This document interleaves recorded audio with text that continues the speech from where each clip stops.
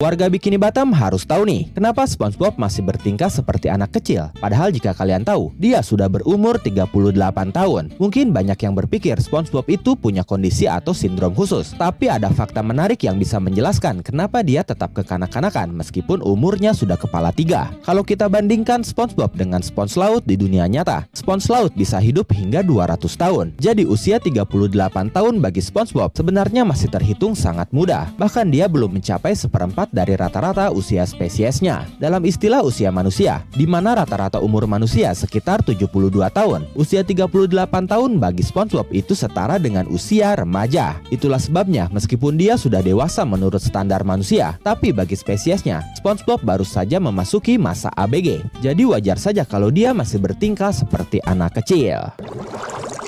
Kalian ingat gak episode Chocolate with Nuts? Saat SpongeBob dan Patrick jualan coklat. Saat itu, Tom si maniak coklat mengejar mereka berdua seakan-akan ingin menyakiti mereka. SpongeBob dan Patrick pun panik setengah mati. Tapi ternyata Tom cuma mau memborong semua coklat mereka, yang membuat mereka termenung seketika. Nah, pas momen Patrick ngejatuhin semua coklat dari celananya, ada satu benda kecil aneh yang ikut jatuh juga. Kalian sadar gak? Ternyata itu bukan sembarang benda. Itu adalah Hershey's Kisses Chocolate. Coklat ikonik berbentuk kerucut yang pertama kali diproduksi oleh perusahaan Hershey pada tahun 1907 di Amerika Serikat. Pertanyaannya, kenapa Patrick bisa punya coklat Amerika di Bikini Bottom? Apakah ini cuma lelucon biasa atau ada teori tersembunyi di baliknya? Kenapa Patrick begitu menikmati saat menyamar jadi perempuan? Dalam episode That's No Lady, Patrick harus menyamar jadi wanita untuk menghindari kejaran seorang pria misterius. Tapi anehnya, dia malah terlalu menikmati perannya. Bahkan Mr. Krabs dan Squidward sampai jatuh hati padanya. Awalnya kita kira Patrick hanya berlaga konyol seperti biasa. Tapi ternyata ada fakta menarik yang bisa bikin kalian mikir dua kali. Di dunia nyata, beberapa jenis bintang laut memang punya karakter unik soal gender. Mereka ada yang hermaprodit, artinya punya organ jantan dan betina sekaligus. Bahkan ada spesies seperti Scarlet Cushion Star yang awalnya jantan tapi bisa berubah jadi betina seiring pertumbuhannya. Jadi sebenarnya itu adalah sisi feminim Patrick yang alami, bukan dibuat-buat untuk keperluan menyamar.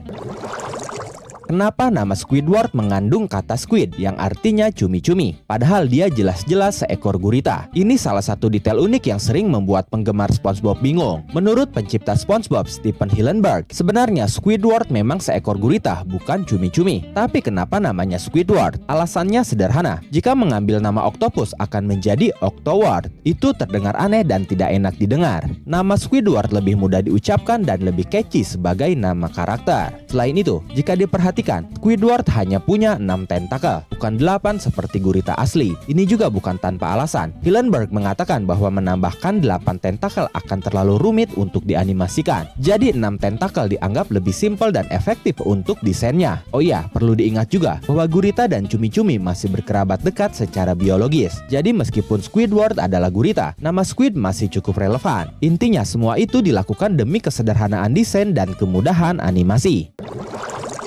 Sudah 16 tahun Mr. Krabs dan Mrs. Puff pacaran, tapi kenapa mereka nggak pernah menikah? Apa itu karena Mr. Krabs pelit dan nggak mau keluar uang buat pesta pernikahan? Ternyata alasannya lebih dari sekedar uang. Kalau kalian nonton episode Worldly Brains, Mrs. Puff, we've been dating for 16 years now, so... di situ disebut jelas banget. Tapi anehnya, setelah hubungan selama itu, mereka nggak pernah lanjut ke jenjang pernikahan. Kenapa bisa gitu? Nah, kalau kita lihat dari sisi biologi dunia nyata, ternyata ada fakta mengejutkan. Mr. Krabs itu seekor kepiting, sedangkan Mrs. Puff adalah ikan buntal. Dan dalam dunia nyata, ikan buntal adalah predator alami bagi kepiting. Fakta ini juga diperkuat dalam episode Feral Friends. Awalnya mereka kelihatan mesra, tapi begitu berubah ke bentuk aslinya, mereka langsung saling menyerang. Naluri alamiah mereka muncul begitu saja. Jadi, mungkin alasan sebenarnya Mr. Krabs nggak pernah menikahi Mrs. Puff adalah karena insting bertahan hidup Mr. Krabs menolaknya.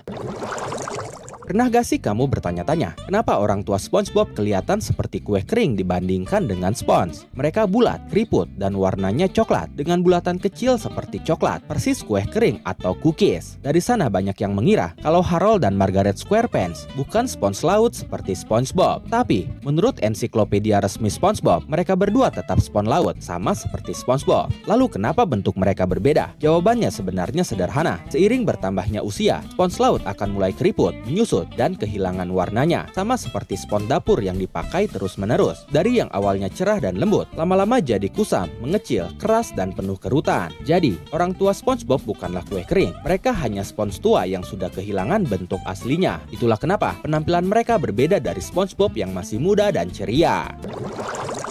Pernah sadar nggak? Ternyata di Bikini Bottom ada sungai. Padahal kita semua tahu Bikini Bottom ada di bawah laut. Dalam episode Karate Chopper, ada adegan aneh di mana ada seekor ikan sedang memancing di sungai yang jelas-jelas ada di dasar laut. Kedengarannya konyol kan? Tapi ternyata ini bukan cuma lelucon kartun. Di dunia nyata, sungai bawah laut itu beneran ada. Salah satu yang paling terkenal ada di Cenote Angelita, sebuah gua di semenanjung Yucatan, Meksiko. Pertama kali ditemukan dan dipotret oleh fotografer bawah laut asal Rusia, yaitu Anatoly Voloskin. Sungai ini terbentuk karena lapisan air dengan kadar garam dan kepadatan yang berbeda. Hasilnya, terbentuk aliran seperti sungai, lengkap dengan kabut dan tebingnya sendiri di dalam laut. Jadi mungkin saja penulis SpongeBob terinspirasi dari sungai bawah laut ini, atau mereka memang sengaja bikin yang absurd dan lucu.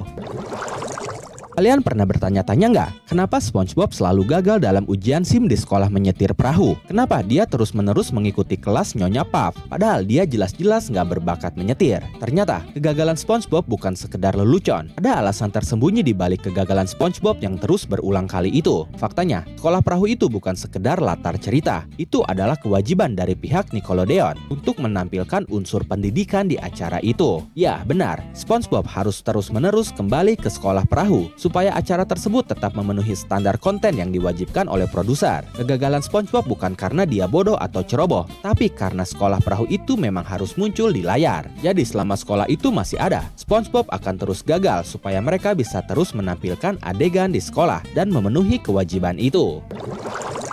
Ternyata, uang koin pertama Mr. Krab bukan sembarang koin. Dalam episode Can You Spare a Dime, Mr. Krab menuduh Squidward mencuri koin pertamanya. Sampai akhirnya SpongeBob marah besar. Tapi yang bikin emosi, koin itu justru jatuh dari baju Mr. Krab sendiri saat dia diangkat oleh SpongeBob. Nah, banyak yang penasaran, koin apa itu sebenarnya? Bentuknya aneh, tidak sepenuhnya bulat, dan seperti batu yang besar, tidak seperti koin biasa. Ternyata koin itu ada di dunia nyata. Koin itu sangat mirip dengan Rai Stones, mata uang kuno yang pernah digunakan di Kepulauan Yap, Mikronesia. Yang bikin gila, batu ini bisa seberat 4 ton atau 4.000 kg. Saking beratnya dan besarnya, banyak dari batu ini jatuh ke laut saat dipindahkan dalam transaksi, tapi tetap dianggap sah sebagai alat tukar meskipun sudah tenggelam. Jadi, mungkin saja Mr. Krab menyimpan salah satu dari batu legendaris yang tenggelam itu sebagai koin pertamanya. Dan jika iya, koin kuno itu jelas harganya sangat mahal. Jadi pantas saja Mr. Krab sangat menjaga koin itu.